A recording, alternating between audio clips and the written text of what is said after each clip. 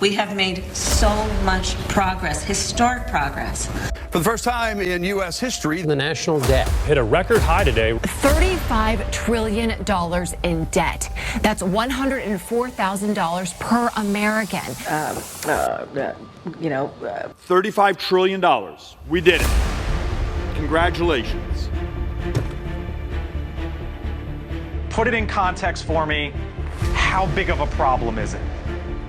Big, big, big, big. Ladies and gentlemen, how does it feel to be living on the edge of a bubble just before it bursts? Ever since the days of the Great Recession, our leaders have been going to extremes that we have never seen before as they attempt to keep our failing economy propped up. There's some that talk about the economy of this country not being in very good shape. From your perspective, tell me how the economy of this country is doing compared to other advanced economies that have central banks. So I'm in lots and lots of international discussions as part of my job, and the story for the last 2 years has been just how exceptional the performance of the U.S. economy has been, and that's not a secret. Clearly the U.S. economy has performed very well. I think the United States is doing very well.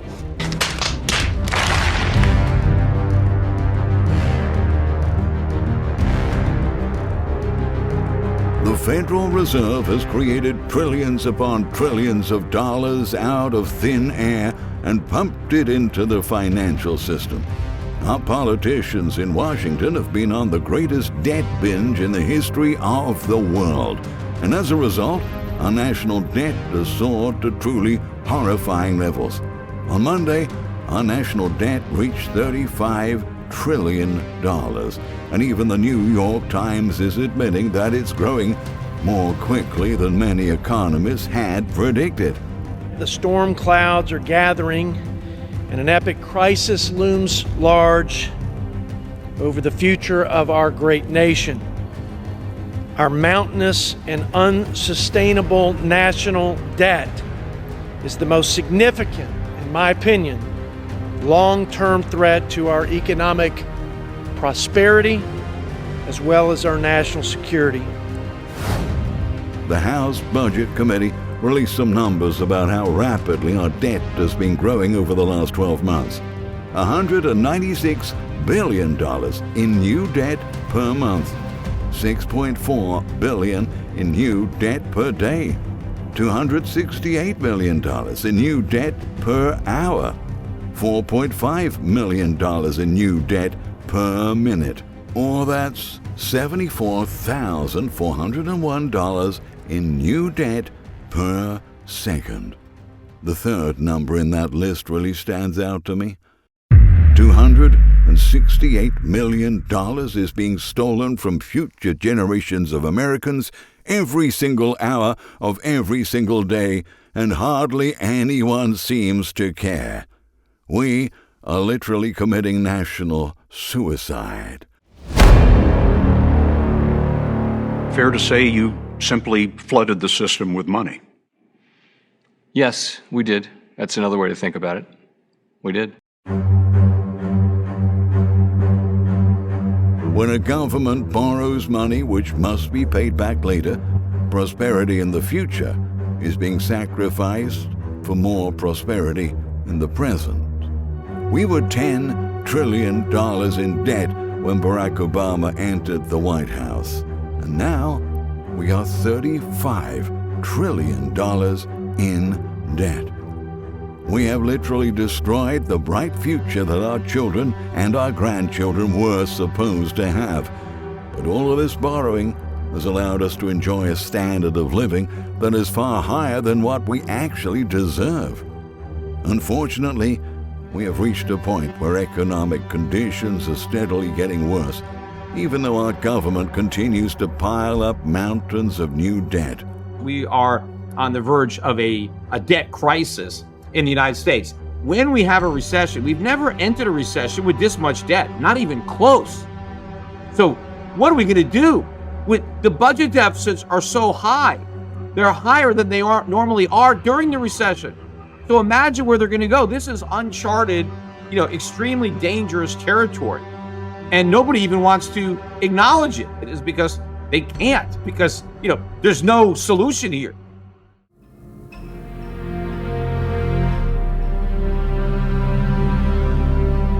According to the Department of Housing and Urban Development, homelessness in the U.S. has been growing by an average of about 10% a year since the pandemic ended. By the end of 2023, the U.S. hit its highest reported level in history since they began tracking it back in 2007. Over 653,000 Americans were homeless when this survey was conducted. According to the report, this increase represents all demographics. Families with children have seen the highest increase of nearly 16% over previous years. Kevin, we're here in a weekly rate hotel. You're a single dad with 4 kids living in this hotel room. Tell me about it. Well, they've spent their birthdays in this van. My daughter's is next month, and I'll be damned. I don't want to do it again in a van. I don't want to spend Christmas in a van. It's hard.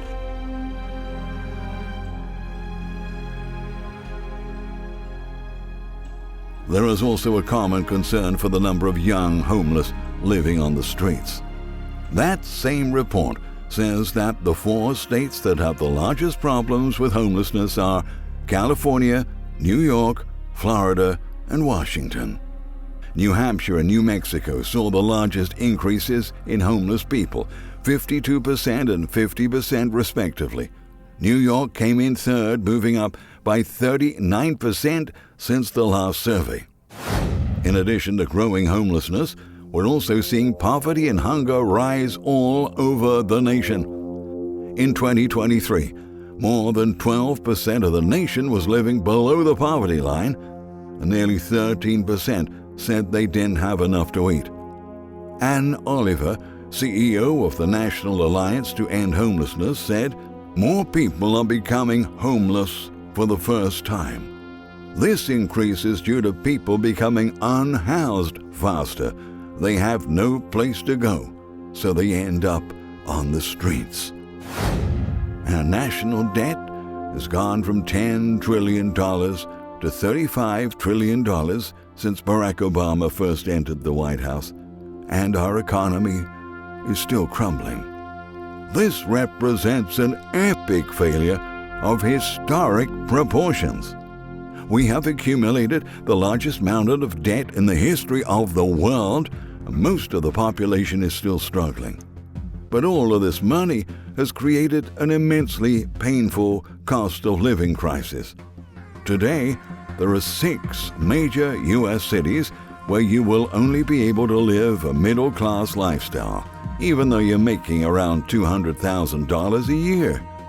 San Francisco has the highest burden to be considered middle class under the Pew Research definition. A family earning more than $250,000 each year would be considered the tippy top of middle class earners. Washington, D.C. wasn't close behind San Francisco, as a household bringing in more than $230,000 would be deemed middle class. In Seattle, pictured a household could make as much as $214,000 per year and still be considered middle income. Boston families earning over $200,000 could still be considered middle class. New York City, with its high living costs, means that a family making $183,000 per year would still fall within the middle class category. In Los Angeles, households earning $175,000 annually would be classified as middle class. Of course, the vast majority of Americans will never make $200,000 a year. In fact, most Americans are just barely scraping by. As I discussed last week, one recent survey discovered that 71% of U.S. adults are stressed out about their ability to afford everyday expenses. Americans most regularly spend money on groceries, phone bills, utilities, gasoline, rent, and mortgage payments. Grocery bills frustrate Americans more than any other regular expense. Utilities, rent and mortgage payments, gasoline, and insurance payments round out the top 5 most annoying expenses. 71%. That is most of the country. Unsurprisingly, younger generations are being hit particularly hard by the pain of inflation.